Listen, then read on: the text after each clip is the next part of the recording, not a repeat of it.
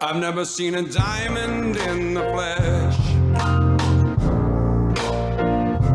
I cut my teeth on wedding rings. Dude, that's pretty cool. Man, that is a sad clown. Dude, that's pretty good. This is The Gloom, bringing you weekly interviews with F3 Omaha packs, exploring their F3 experiences and finding those sticky elements that create the glue in the gloom.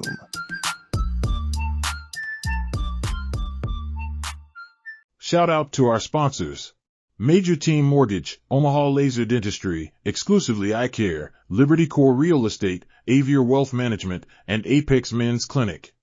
We appreciate their support. Hey Gloom listeners, it's the Plague. Question for you: are you ready to perform at your peak?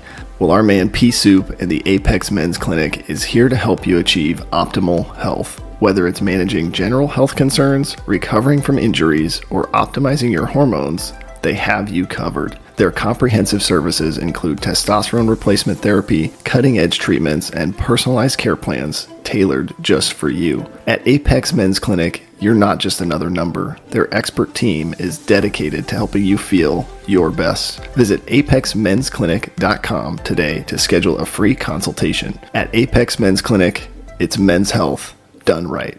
Now let's get back to the gloom. And we're back. Man, this is a good-looking guy here on the other side of the screen, and what's become a really good friend of mine. Really enjoyed getting to know this guy over the years. Our kids have played together, and we'll be going to school together this fall. Actually, really excited for that.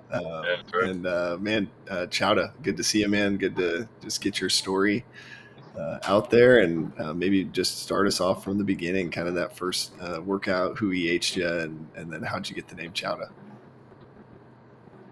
Yeah, man, thanks for having me. I think originally started, it's been over 2 years now, which is pretty crazy, but Tea Party is the one who EH'd me, and he joined, I think, a few months before I did, and was hooked kind of right away, and he just about almost every day, he would text me and, tell me about it. I'd never heard of it, before, and was telling me about F3, and it sounded good. At the time, I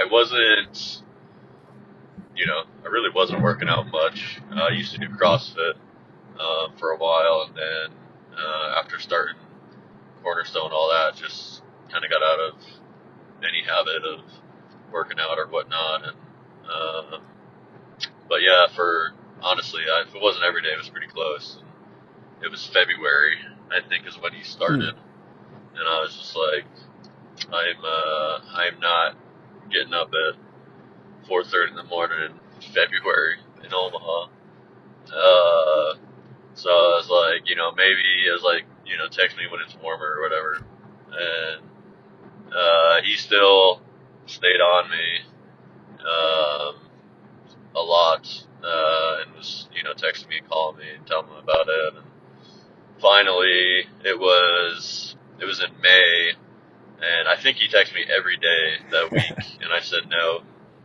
And we were talking, I don't remember what it was, but randomly on a Friday night, and he was like, hey, what are you doing tomorrow? And I was like, nothing. And he's like, well, why don't you come out? And it was a 6 a.m. one, and so I was like, fine, whatever. I was like, if you pick me up, I'll go. And so yeah, he picked me up. First workout was at Dragon's Lair, and it was, I don't remember who led it, but man, it was tough. And I don't think he also told me it was an hour. Oh, yeah. That was the other. I did not know that. I got there, and it was got to the 6. It was 40 minutes in. I was like, oh man, finally done, or about to be done. and then I look around and like no one is like quitting, Mm-hmm. and I was like, and I think I was like, hey, it's like 40 minutes or 45 minutes? They're like, oh no, Saturday's an hour. I was like, oh, you gotta be kidding me. So, plus it was a coupon workout, Oh, wow. so it was like, was not told any of those details before he got me to go. But he's actually, I mean, he didn't just EH me for like 3 weeks in a row. He picked me up every single morning. And so, because honestly, I don't think I would have gone just by myself. Mm-hmm. Those first few weeks, and plus I didn't know, had no idea where sites were, all that. Yeah, so he was definitely a massive part of getting me into it, but then getting kind of in that habit, and building that habit for sure. But yeah, for Chowda, it will not too much to connect the dots on that. I grew up just outside of Boston, and one of the first things, that I said, and for that immediately people started kind of rattling stuff off. Someone wanted to call me Buckner, and I don't remember who that was, but I thought it's like I won't come back if that's the case. And surprisingly, because usually they're not so gracious on the naming, but because of that, they went with someone else at Chowda, and that one stuck pretty easily. Nice. So, but yeah, that one you can connect pretty easily. Some of them are not as connectable. Yeah, for sure. Well, because you tell us a little bit like your journey from a physical fitness standpoint, because you have a military background, and so coming into it, where were you at, sort of fitness wise? Yeah, so I had gotten, I was almost 8 years in the Army, and had gotten out in 2017. Honestly, had gotten very, very lazy at that point after I got out, and I had knee surgery at the end of my Army career, so that also kind of affected that a little bit. But just getting out, really got out of that habit of doing something daily and all that, and I had put on nearly 50 pounds since getting out of the Army. I had done a little bit, like I said, I did CrossFit, and was back down in it's like 230, I think 237 the day I started F3, which is honestly about 30, 40 pounds heavier than I was in the Army, and which is just a good weight for me. But yeah, physically I was not. I think other people kind of, it's one excuse you'll hear is, oh, I'm not in shape enough to go out and start F3 and all that. But I think honestly, having Tea Party EH me and knowing he was out there doing the workouts and benefited from it, and able to do it, that was something he had talked to me about. He's like, dude, if I can get out there, you can get out there. So I think that was a big. I didn't really have that excuse with him, kind of talking to me about it. But yeah, I think through that, I really. This is now, we're 2 years later, but I'm back in the 190s. Wow. And just, in a just about, probably, if not just about as good a shape I was in the military. And which honestly, I never thought I'd really get back, into that similar shape. And that's awesome. It was been definitely from a physical side of it, but I mean, just for me, the physical side of it is huge, but that is such a big factor for me, just mentally. When you'll feel better, and you're actually, you're happy with where you're at from a physical standpoint. For sure. It makes all the difference for me as a, the mental side of things. So. Well, tell us a little bit about like I guess the workout, like, did it remind you of sort of the boot camp stuff you did in the Army? Or I guess talk us through, like, how did you Yeah, go? that's actually probably one thing that really, I think,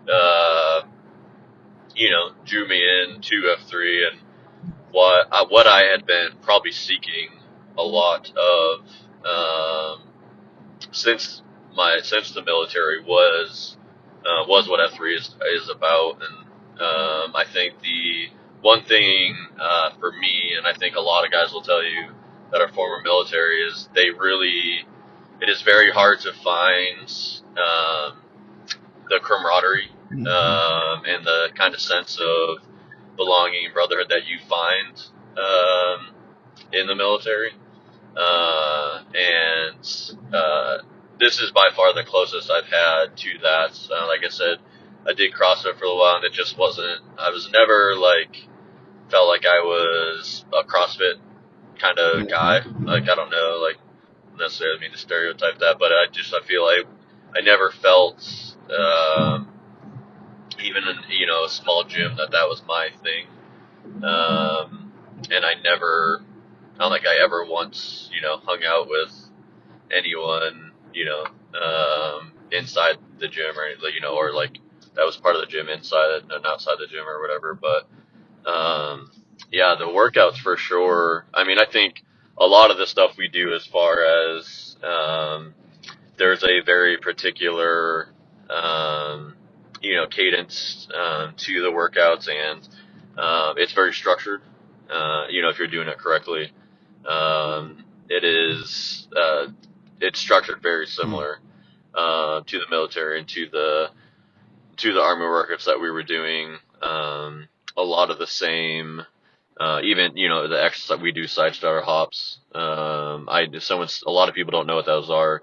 When you're coming in at F3, you're like, what is that? But that's exactly what we call them in the Army. Oh, interesting. There's very similar, a lot of similar phraseology, and just as far as, like I said, the kind of the way the workouts are structured, and how we don't really do any body, or we don't do any weights, really in the military either. So I think, kind of like the body weight exercises and the stuff we do with that, it's really just, cardio based and body weight based. And, so yeah, definitely a ton of similarities when you kind of go back and think through that. But I think, the workouts are, as similar as they were. It was by far the brotherhood and the friends and kind of the relationships that were honestly very easily made and built, that I had, really missed, as far as, like I said, my, from a military perspective, that I just had not found, anywhere else, outside of the military. For sure. That was like I said, just a major factor for, I think, the ease of the military, and just the ease of F3.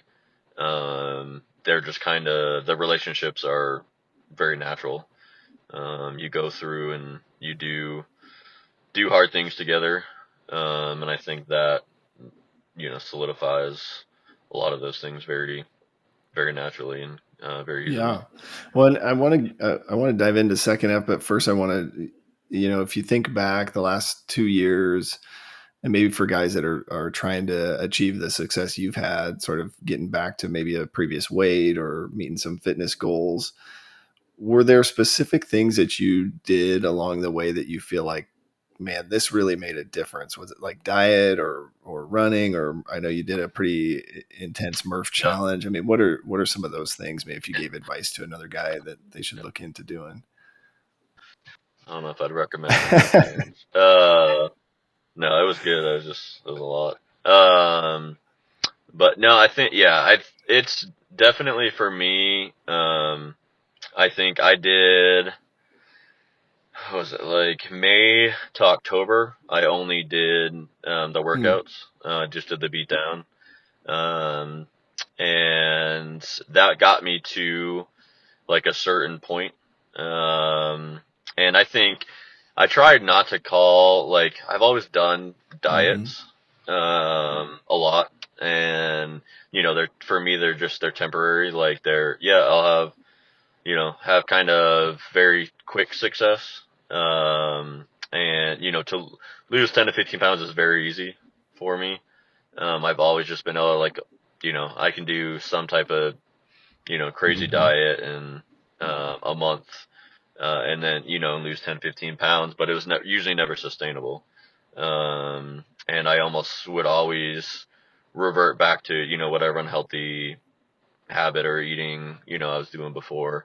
So I think when starting at 3, I try to look at it more of as a lifestyle change than diet. And so, yeah, like, yes, I changed, you know, my eating. So it technically was a diet, but it was more like, okay, I'm not going to do this for, you know, a couple months. It was this, you know, I want to eat kind of just healthier, you know, long term. So I think making that distinction for me wasn't like, okay, well, I just want to, you know, do this for X amount of days or whatever. It was looked at more of, you know, if I'm going to be doing this, I want to, you know, kind of change, you know, holistically, more of a holistic approach. So, I think that definitely, you know, made a huge difference. But yeah, like, even to that, like, for me, I still got to a point where, you know, I was still kind of, would plateau. And it seemed to be, right about that first fall. And I hadn't gone through, you know, a winter,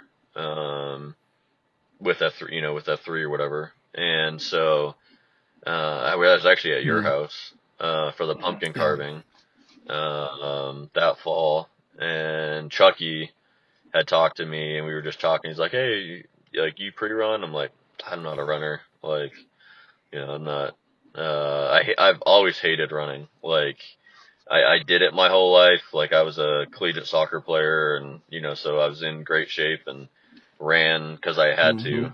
But I've just never liked it. Never, you know, still don't really love it. But I've just never been that person like, oh God, like, I just, you know, just get I love the after, like, it's great after, but I hate it, like, during it. And so he's just like, well, you know, he's like, you should try it. You should try pre-run. And I was like, yeah, I don't know. Like, you know, it's enough getting up for the workouts and let him get up, you know, 45, 30 minutes earlier. And he's like, yeah, I felt the same way. Like, his first year, he was telling me, and he's like, I'd never pre-run. And then someone had a similar conversation with me right before, like, my first winter, and he was just saying, if you're going to, you know, go through the winters, it's easier. Like, the worst part of the winter is getting out of the car and, you know, just kind of jumping into a workout. And so he's like, the only reason I did it was to kind of, you know, warm up before, you know, before the workouts. And I was like, well, you know, that makes sense. And so literally the next Monday I tried it, and I don't think from that October till now, I've probably had maybe 10 workouts that I haven't pre-run at. Nice. So I think once you pre-run and you feel and see, especially the benefits I saw, just as far as, the ability to, you know, significantly to get back to, like I said, kind of a physical weight I wanted to be at, that made a massive difference in, just losing and maintaining, that. But it also, like I said, I got to a point in the beatdowns where if I just went to the beatdown, like, it didn't feel like that was enough. And so I think, like, that's, you know, the pre-run, and because you have, so many guys that, you know, you can go get, you know, a 2 mile, 3 mile, whatever, once you start to build it up, you can kind of do whatever, if it's just a quick warm up or whatever. But I think also the relationships, when you pre-run with guys, and after, you get to the point where you can actually talk on a run, which takes a little bit. That's where you have the much, I think, longer, kind of sustained conversations, and you'll pre-run with someone, you might not have ever worked out with before, and really, you have no choice but to kind of talk, for 45 minutes. And, so you really get to know, just about guys and who they are, what they're doing, what they do for work, how their family is, where they're from. And like I said, for beatdowns, you get that to a point. But a lot of, you may not be next to this, the same guy for long enough. But yeah, I think that was definitely a big, kind of the next step. And the Murph challenge was a whole other level. Well, cause you did how many, 12 Murphs a month for 12 months? We did. Yeah. So originally we were doing 12 every month. The goal was 12 months. We ended it in, we got through September, and we ended up I was honestly I was dead. I was tired. And I think there was a point where, I was doing it with Truly and Home Alone, and there was a point where both of them, I think, went on vacation at the same time. And so, I got out of it, for a 2-week, it was a 2-week period in September, and we were so far behind, we were going to have to Murph every day, I think, till the end of September. And I was like, dude, and it just kind of ended, but, yeah, we did it, all the way through September. That's a lot of Murphs, man. That's a lot. Some of them we did more than, I think some months we got 14 or 15 in, so it was a lot. Well, I'm curious, and I appreciate you sharing your journey from a fitness standpoint, because I think, like you mentioned, we all realize the relationships, the faith are maybe more important, but the fitness has a huge impact, right, on how you feel just about yourself day to day, and your ability to engage, with other guys. I love that you mentioned that. Curious if you would share, because you went to the military, and I think you lived in Florida for a while, right? Then you moved here, and then how'd you start? How'd you meet Tea Party? And kind of tell us that journey a little bit. Yeah. Throughout my military career, I lived Texas, Florida, and Georgia. Okay. And then we moved here. My wife and her family are from here, so that's kind of how we ended up. Once I was getting out, wanted to move closer to her family or my family, and she got an instant job offer out here, so we came out. It just kind of made sense, and her family's here. But I think I've known Tea Party for 5 or 6 years now. We met. We both went to the same church in Elkhorn at Relevant, and actually we didn't know, it's a fairly large church. Didn't know that either one of us went there. And then part of the church really believes in small groups. And so we randomly, both signed up, without knowing each other, but we signed up for the same small group meeting at the same night, as it was couples, small group. And so, that's how we actually met, was through that small group, and, just both being from the Boston area and growing up in New England, just became a very easy friendship. And he's actually he's the one that got me into senior care. Oh, cool. So when I got done with my master's, he hired me as one of his directors, and he's been a mentor of mine, just business wise and professionally, really since then. Someone I look up to a lot, just on a professional and personal side of things. But so we had, like I said, met through there, and really just became best friends through the church and through just hanging out. We'd go. The Red Sox come to Kansas City once a year, so usually we head down there when we can for kind of a weekend or whenever they're there. But yeah, definitely built a friendship through that, and that's just That's cool. how we met. Did you? So then, when you came to F3, did you? Because there's a lot of relevant guys that go to relevant in F3. Did you know any of those guys when you first started, or how'd you build relationships in the group? Didn't really know any guys that were involved in F3 through relevant, and through all of this, it's definitely been. I mean, I think now I'd say there's at least 15 guys that go there that join at least, if not more. But I think just honestly, it's just been kind of a testament to F3 and how it's grown and how quickly it's grown and really just exploded since I started 2 years ago. I know it's obviously been on a trajectory since it started, but I would say there was probably, I think, 40 sites or maybe less when I started years ago, and it's almost doubled that now. And so yeah, just getting to know the guys, and Specimen, one of the Redwoods and all that goes there, but there's a ton of guys that go there, and it's actually been very I think very cool to see kind of that evolution, and just how quickly it's grown, and to be a part of that has been pretty cool. Yeah.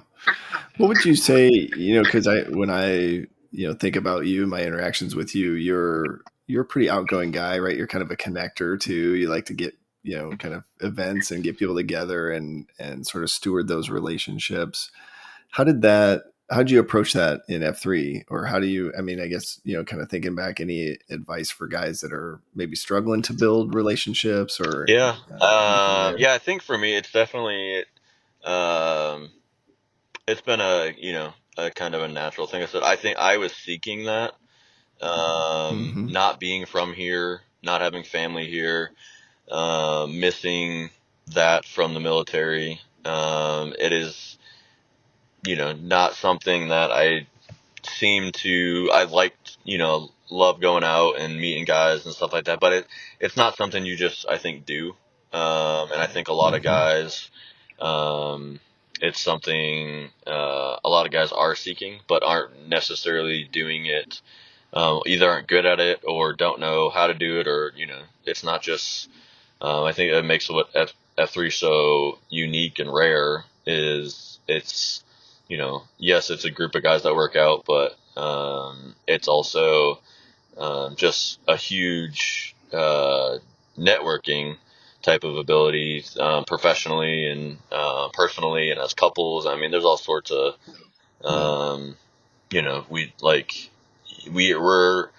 we do more, and yes, we're heavily involved in our church, but we hang out with more F3 people than any other kind of group. And so I think for me, I like probably advice I would give is just yes, you can go to the beatdowns, and if you want to just be involved that way, F3 is still a good avenue for that, and you'll create, I think, some relationships that way, but they're very surface, on the surface type of relationships there. I think the coffee that we do after the cafeteria is definitely kind of like the next step I would recommend, and just trying to commit to maybe you can't go every time, but at least once or twice a week, because that's the time where you're actually can talk and sit down, really get to know guys, and you can do it a little bit at the beatdowns. Like I said, if you're not pre-running, you really don't have those long sustained types of relationship. Usually, you're not hanging around after the beatdown, except unless you go to cafeteria. So I think even just that was kind of someone else. I don't remember. So someone suggested that to me, so started doing that. And during the school year, it's a little bit tougher. To go to cafeterias just for us with the 3 girls, making sure I'm home. Able to help them get up, get ready, go to school type of thing. But during the summers, it's a little, or Saturdays, just easier to take the extra time that I don't normally have during the week, during the school year. But and then I think the next level after that is really like kind of just diving into the fellowship side. And there are so many events that are either F3 sponsored or just, like I said, just getting to know the guys and guys that you're similar ages with, or you have kids that are the same age, and doing just being, hey, or I would create, we'd go we did karaoke, and we've done all sorts of different stuff. But I think the one thing I haven't mentioned yet is the Shieldlock. That was probably the next piece to F3 that grew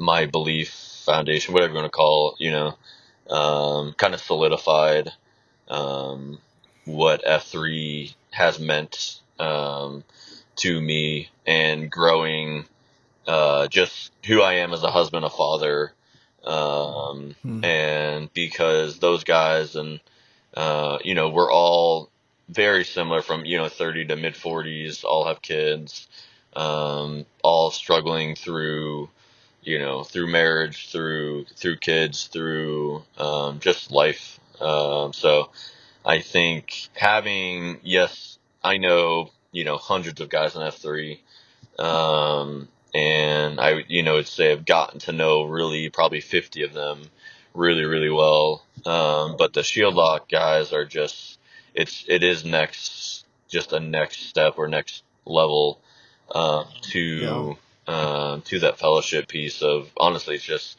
they're guys that will kind of step in and do life together with you, your families. We've done barbecues and cookouts and game nights, and or we'll just just go hang out. We do beat downs together. And so I think I know there's other guys outside of Miss Shieldlock I could call in some type of emergency situation or whatever that would probably respond or say yes. But I know, like, 100% sure if I call one of those guys, they're gonna pick up and say yes to whatever whatever I need. And the same, they would say the same for me. So I think that is definitely something that just hasn't, and even the military, I could say that. Not sure. I have guys that were part of my leadership chain that had to answer the phone if something was wrong, or I got in trouble somehow, or and I had some great military buddies, and but since then I think, like I said, it's very similar level of brotherhood, and guys that are just incredible, solid, and all of us excel in some area better than someone else. And so just being able to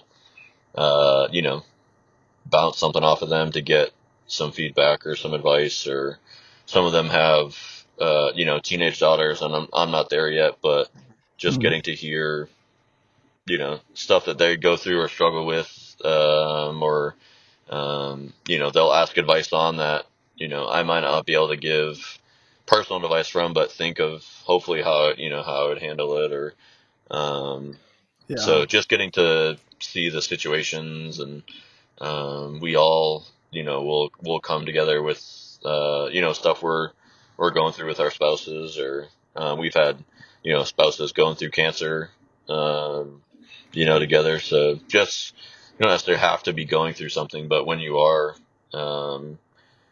knowing that there's someone you can talk it through, or, just, sit down and, that legitimately cares, about it is a pretty big thing. Yeah, man, I love it. I think I love the kind of different examples you gave of, different levels of engagement, right? If a guy is really seeking that fellowship piece, I'm curious, because you're in one of the Yeah, I think largest we're in a shield legal locks one. in the Yeah. nation. But how did you? Because I think that was the first. I think there's a couple larger shield locks now in F3 Omaha, and I think what I've appreciated is the ability to bring guys Yeah. in, right? Bring new guys in, and the shield lock is certainly a really kind of sticky thing, Yep. right? As soon as you give guys that level of fellowship and accountability, I mean, it's awesome to see. But how did it get to that point that you just kept adding Well, guys, yeah. or at what point did So you? I think, I don't know whose original idea it was. I wasn't originally in the group. I got like a pity invite, uh, and I think I was the last one. But, I know they had been kind of talking about it, and then, um, I think I had found out about it, and I sent Tea Party. I was like, "Thanks for the invite," kind of text, um, and then I was, like I said, I got the pity invite to the group text. So, Nice. it was, it kind of, like I said, that's how I know it started. I don't know who actually originally, started. I don't think they really hadn't formed like an official, group. But I think Six was the original group that I think had been talking. And like I said, I was the lucky number 7. Nice. So, but yeah, it's definitely, and that's, I think, anytime someone asks, like, oh, like, they're struggling with something, or they ask, I'm looking for that next step, or how do I connect to, through F3, and how do I get involved, and, or find those connections. If they're not in a shield lock, which I found, there's a lot of them, but there's a ton of guys that aren't, and, Yeah. that are really active in F3. And that's always my next, like, the very first thing I say, look, if you are, seems like you're obviously very into and serious about F3, as like, find, find the guys. And it does really matter, like, finding the guys that are in the same life stage, Yeah. as you, or like, we all live, within, 10 minutes of each other. Um, Hmm. so, finding the guys that are, if you're single, and, you're 25 or whatever, it doesn't make a lot of sense to join a shield lock with a bunch of, 40 or 50-year olds. Bunch of Yeah. married Like, guys. Yeah. it's just, we're just not going to have the same things in common, and you're going to want to go out, at 10 o'clock at night, and I'm not. So, Yeah. Yeah. For sure. like, that does matter. And I know some have, I think, started and not stuck together for that like, they just found out, okay, like, we tried, but we really don't have that much in common. So it does matter, to have those, commonalities and, similarities, because, like, someone telling me their problems, and when they're 25, and, like, the problems I'm dealing with at Yeah. 40 is just, like, they're just so vastly different, important, all the same. But, Yeah. like, I can give some advice, on, what I did or didn't do back then. But as far as, actually what the shield lock, I think is designed for, is really, like I said, to go through life and find those guys that will go through life with you. So, it is important to have that, and, to make sure you have those same interests and similarities. Yeah, I love it. That's great insight. And, I think, like you said, if guys are not in a shield lock and they're interested, right? It's just, find those guys and Yeah. ask. I love that. Hey, are you the type of guy that likes to get up early in the winter to battle your jester? Do you love listening to people drone on and on and on about COVID in the gloom? Would you trust your vision to a guy nicknamed Cataracts? Well, if the answer to any of these questions is yes, fellas, you have bigger problems than you think. Dr. Cataracts, aka Dr. Wolf, can't solve all of your problems, but he can certainly help you solve the problems related to your eye health and vision. You will find many F3 principles throughout his practice. Check him out today at Exclusively Eye Care. I'm curious. I know faith is a huge part of who you are and your life. And, I recently interviewed T Swift, and he told me a cool story, sort of part of his faith journey, searching for maybe a new place to go, and really, connecting with you and some of the guys in that Shield Lock, really being able to find a new church home at Relevant, which is super cool. But just, curious if you would share your faith journey with us, and maybe talk us through why faith is such an important part of who you are. Yeah. I grew up very both in a Christian home. Both my parents were Christians. Kind of grew up going to church, and it's all like we spent pretty much all day Sunday, every Wednesday, Sunday night, like all that growing up. And so it's always been a big part of my life. And I think through that, I've had my own,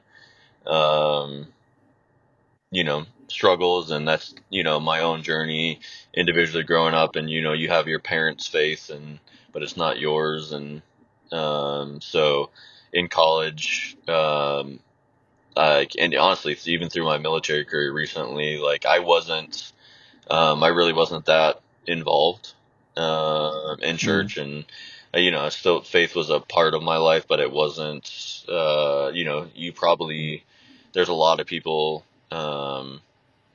that I might know that honestly may not even have really known I was a Christian, or that I was a follower of Christ, and that's not something proud of at all, but I think that it was something I'd really had gotten away from in my 20s and kind of early 30s, and it probably really wasn't until I had kids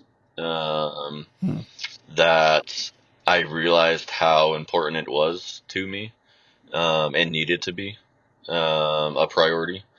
And I remember my oldest, our firstborn, was, I think, really just starting to, as a toddler, just to grasp, concepts and ask, different things. And I just had really, realized we weren't making that a priority in our lives, and wanted that to be something we did, as a family, and wanted our kids to, make sure that they grew up knowing that. And I really felt, for the first time in my life, accountable for someone else's eternity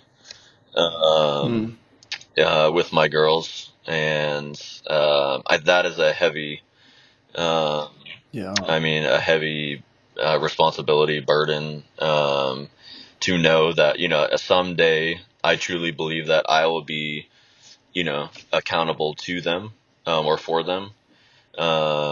And whether I, led them, well, to Christ as a father, and just as another Christ follower. But, I genuinely feel like that is my responsibility as their dad, to just make sure that I'm giving them that foundation.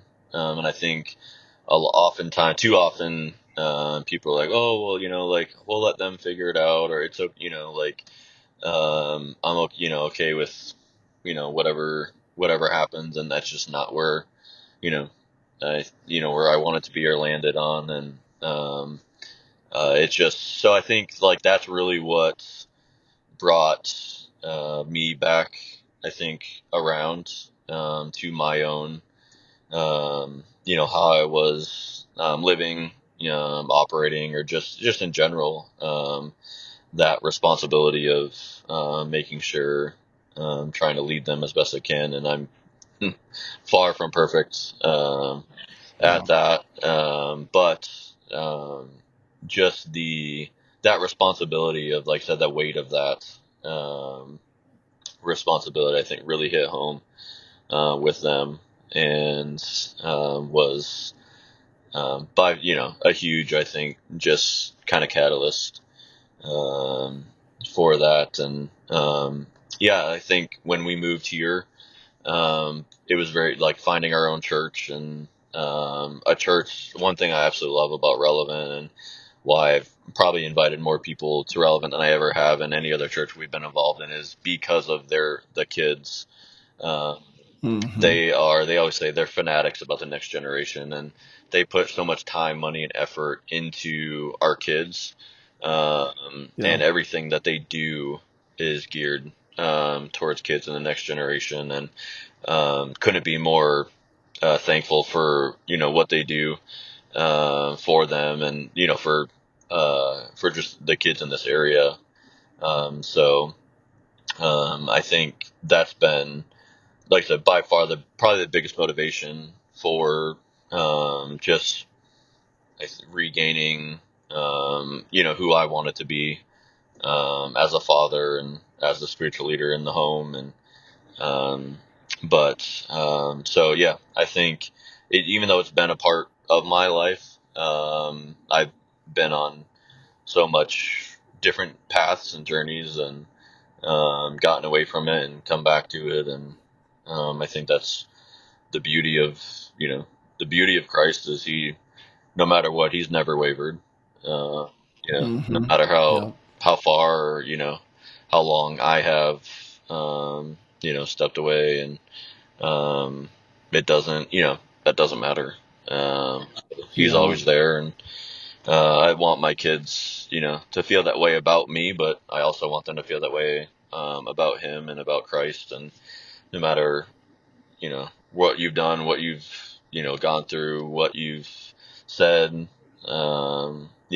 it truly doesn't matter. Like he's always there, and he's waiting. So I think that's an important part for sure.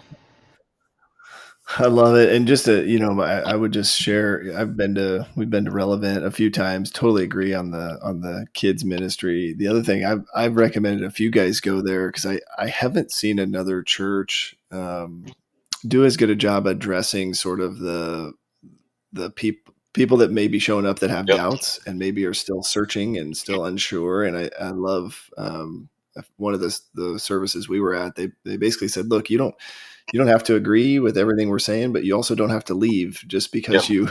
you disagree, right? They're sort of encouraging that dialogue and the searching, right? And, a lot of churches you don't hear do that. So Yeah, you can belong before you. yeah, I think they've kind of had that philosophy, that, I mean, just faith. It's just such a huge divisive, I think, religion, especially, is just a very divisive topic. And, they are not about, being religious. They're very real. They're honest. I think, that's always kind of been their goal. Uh, if you talk to so many people that go there, you will not see necessarily, a type of person. There's, just such a vast majority, of people right, that go there and that feel like that's their home, that's their church. And, that's, I think, rare, especially now. Um, and, it's very, uh, it's yeah, so easy to invite people, go just to experience it, because it's so vastly different than any other church I've been to, where you can feel like you can belong there without necessarily, you may not agree with everything they do or say or whatnot, but you feel loved, and you feel welcome, even though you might be Mm-hmm. on a completely different journey or path than the person sitting next to you, and that's okay. And they preach that from the beginning, like that's it's perfectly okay to not know whether even God exists. Like, if that's how you feel, then but you still come and figure it out while Mm-hmm. you're here, and they'll help you in whatever way you need.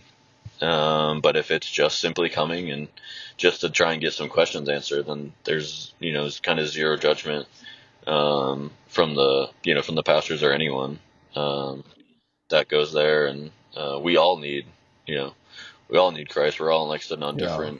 different paths and journeys, and that doesn't mean I can't love you just because you have doubts. We all have doubts. Yeah. Well said. I love it. And I would encourage people to connect with you if they're interested or if they're on that path. The other thing we like to get your perspectives on, we think about like F3, invigorating male community leadership, and tell us about your time as a site Q, and then would also love to hear about how you and Home Alone kind of came up with your succession plan. Yeah. I think I one thing I've really loved about F3 is the leadership piece of it. The ability to that all the sites, someone is leading it differently every day, and it makes it easy to invite people to, but it does make it a little harder sometimes to describe F3. And you're just like, well, what do you do? And it's like, well, like it's just so different, depending on what site you go to, who's leading it, but it's always good, but it's just explaining exactly what we do. You just kind of have to go, to fully experience it. But yeah, I think definitely getting to be a site Q at Oracle was pretty awesome.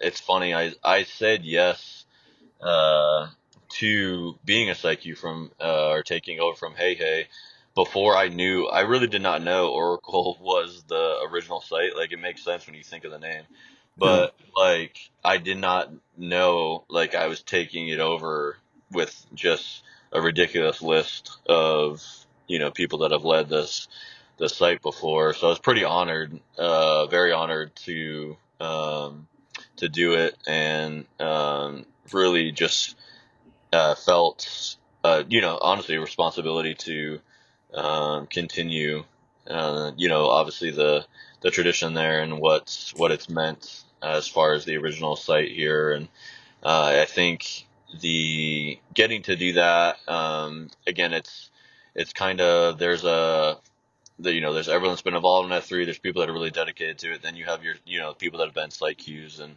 I think really fully um, understands that side of it and what it meant to kind of to do that and to carry that torch for that 1 year. And it was very, like, Home Alone and I really just got to know each other really well. And so that's another piece of that is it's another accountability side to it, and the ability to lead those sites. There's it's definitely another piece to getting to know guys too, is getting them on the schedule and walking them through VQs, or just helping them plan out different stuff or whatnot, or getting with other site queues and doing site swaps. And so another piece to that side of F3, and definitely a leadership piece. And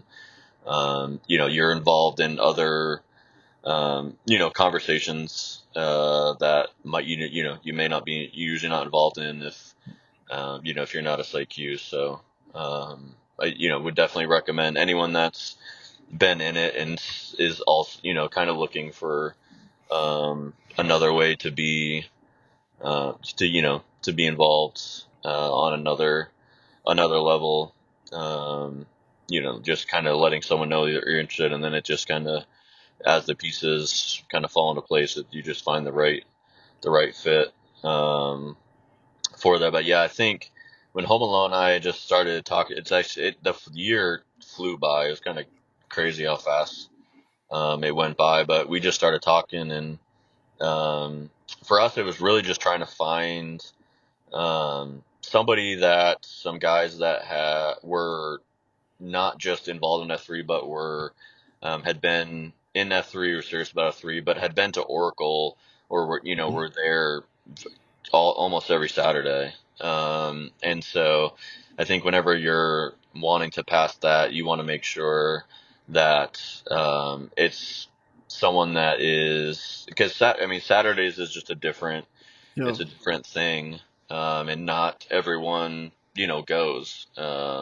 So you want to make sure there's people that are going to go and that understand what the commitment is in Oracle. Doing the two the 2 1 hour things is the beatdowns is definitely, it's another thing that you don't have anywhere else. So it takes a special kind of commitment to do it, and making sure that the guys that are taking over understand it and what it is. And I think Laserjet was actually one of the first guys I kind of thought of. And after talking to him, he had been, involved in F3 for quite a while and had just never been asked. And so he was like deeply honored. I think when I first talked to him, like he immediately said yes. And so I was like, who's someone, because I think the other part of that is you want for the second person that's going to be with you, you want someone that's as committed, but you also want someone that that you usually might be work out with or hang out with outside of the beatdown and stuff like that. So it was actually a really easy decision once we started talking, that Cutting Edge would also be someone that we talked to. And then once we talked to him, he was in. And so I think, like I said, the plan actually came together, or just the idea, like kind of how it started and just talking through who it might be, came together pretty quickly once we talked to them. And it was, kind of just a very easy transition once we got together and, had a few drinks and got to talk through, what that would look like. And once we did that, it just came together pretty quickly. That's awesome. Well, and that two great guys, right? And I think the CoQ thing has been really great, especially for a site like Oracle where you've got two workouts and with everybody's I told schedules. Hey, and then before I was like, honestly, I don't think I could have done it individually, and stayed married.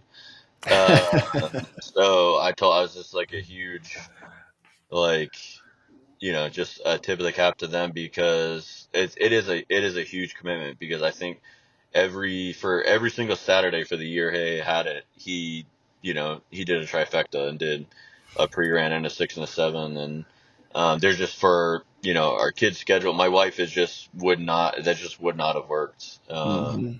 And my wife has really, F3's grown on her, and the idea of it and having my own like site and stuff, it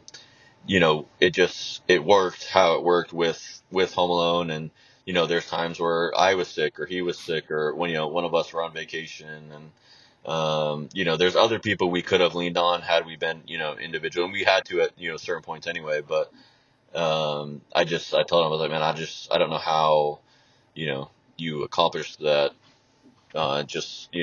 as an individual without having that backup, or that others like you, because it was a huge part of just someone else to lean on, you bounce ideas off of. And it's definitely much for that site. It makes sense. So Yeah. Well, man, it's hard to believe how fast our time has gone by today. And I would just encourage guys, as I've gotten to know you, I just love your vulnerability, your openness. You're always bringing other people along, welcoming others into the fold. And so I would just encourage guys that are listening to if they haven't had a chance to connect with you or get to know you to do that next time they see you out there. And where we'd like to kind of wrap up is just where are you at today? Where do you need maybe prayers or encouragement? If we see you out there, is there something we should check in with you on or anything in that space? I think honestly, I felt honestly kind of bad coming out here talking like, cause I'm at a place like I've really struggled honestly since my flag pass. And work has been very difficult, lately, and I just have a lot going on and I've let that, kind of infiltrate like just every aspect of my life, stress and anxiety wise. And I'm not posting, honestly, right now.